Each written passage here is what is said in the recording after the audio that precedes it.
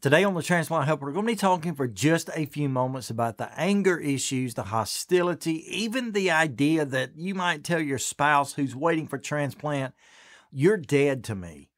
This can be a serious issue, so go ahead and stay tuned.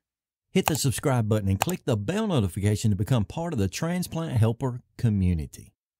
Hey folks, welcome to Transplant Helper again today. My name is Jim Merle, and I got an email the other day which reminded me of this subject and really made me start to think about how much we need to be talking about the relationship between a husband, a wife, a parent and child, vice versa, or whatever when it comes to transplant. Because when you're waiting for transplant, particularly when you're waiting in the hospital, it can be a very, very difficult, stressful, anxious time nonetheless. Now, obviously, if you're the patient and you're in the hospital, that can be extremely difficult. I can remember back 6 years ago when I was in the hospital waiting for transplant, living on that razor's edge between life and death, not knowing what the next day may hold, if it should hold anything at all. That was extremely stressful on me. And knowing which way to turn, how to act and react toward other people, particularly, got harder and harder as time grew on. For example, I can remember many a day my wife, my children, my parents, friends, whoever would come over to visit me in the hospital. Of course, they did that because they loved me,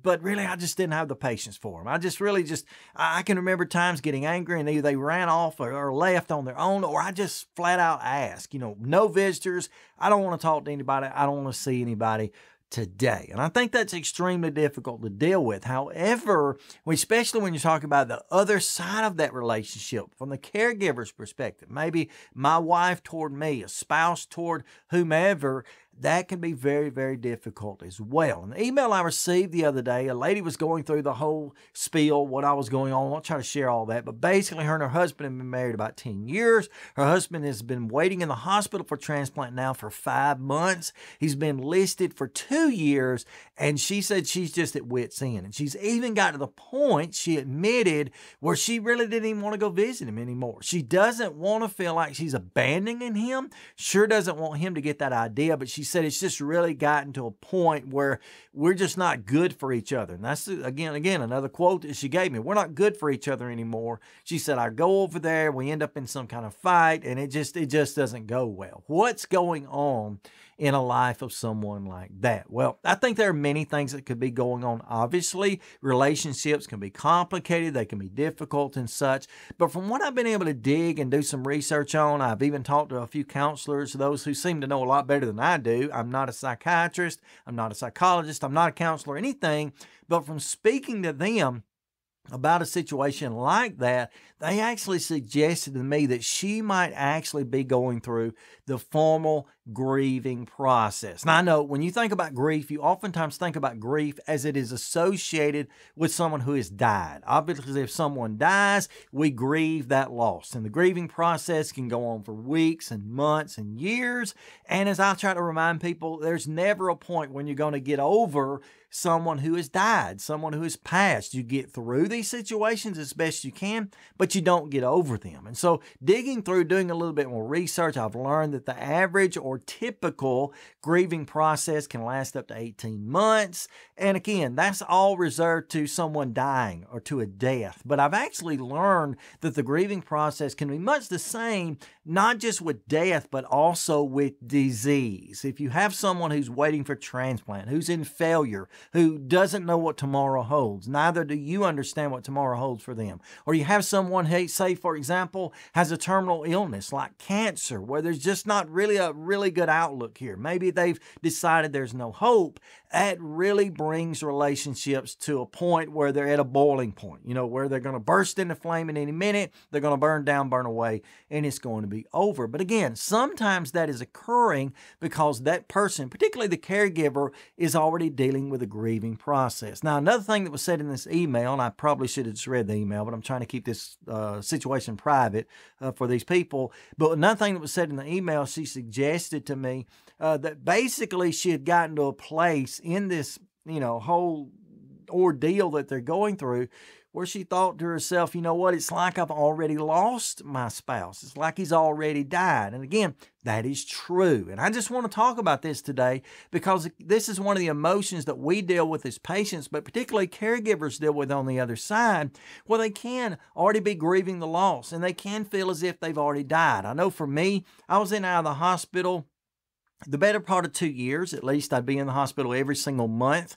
to some extent, to some point for 2 years. I spent the last month or so in the hospital waiting for transplant, 6 weeks in the hospital, or at least around the hospital post-transplant. You know, just a long time, a lot of separation going on there between myself, at the time my wife, and 2 children, you know, so it was difficult. And I remember my wife even admitting that there were times when she would lay in the bed at night and feel like she'd already lost me, you know, not having that idea what tomorrow held, like she was already grieving my loss. And I think that's why a lot of times you'll find spouses, caregivers up against the patient where both parties begin to feel a disconnect. Both parties begin to feel like emotionally like they're already separated. Even though there's not a real physical separation there, there's an emotional separation there, and it needs to be dealt with. So let me refer you back to a video. Now, this is an old video, so I'm kind of embarrassed to even tell you about it. I'm going to refer you back to a video I'm going to put up here in the corners as well as in the description below.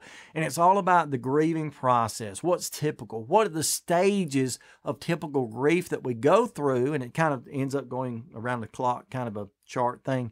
But what are some of the stages that we go through that really can help us to understand what we're dealing with? I think like any subject, if we understand what we're dealing with, we're going to deal with things in a different way, maybe in a better way, if we just understand it. Now, the basics of this is that every grieving process starts with normalcy. It goes around the graph there. It gets to a point where there's hostility, there's anger, there's guilt, there's all sorts of emotions, but it comes full circle to where there's hope again. And that's what I want you to hear, that there's hope at the end of this situation. So just stick with your spouse, stick with that loved one, you stick with your caregiver patient, and eventually in one point, this should come for full circle and you should be able to build that relationship back up. And I know there'll be a lot of things said, maybe some things done during this period of time because of the stress level, because of the anxiety and the difficulty of the situation, that'll seem like they're unget-overable